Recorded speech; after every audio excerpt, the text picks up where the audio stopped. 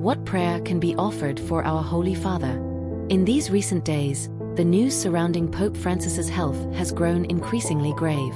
Hopeful signs seem scarce, yet a tide of supplication has risen from congregations and communities across the world.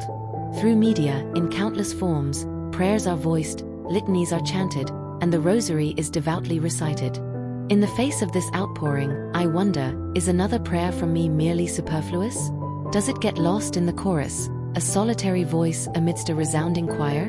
Here and there, perhaps unintentionally, perhaps inevitably, whispers have begun. Discussions of potential successors, of the process of electing a new pontiff to lead the Church. What then should we truly hope for in this moment?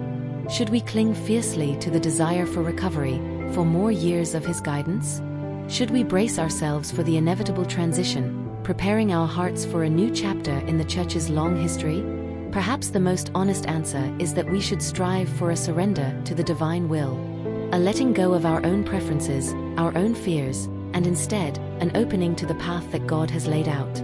It is a time of uncertainty, a time that calls for both fervent prayer and quiet contemplation. A time to remember that the Church, while guided by human hands, is ultimately steered by a greater power.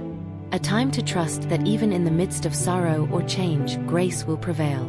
So, let us pray not only for Pope Francis's comfort and peace, but also for the wisdom and strength of those who will guide the Church forward.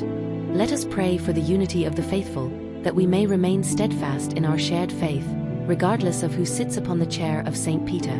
Whatever may come, may God's will be done in his servant, Pope Francis, and in his holy Church. May we find solace in the knowledge that even in the darkest of times, the light of faith continues to shine.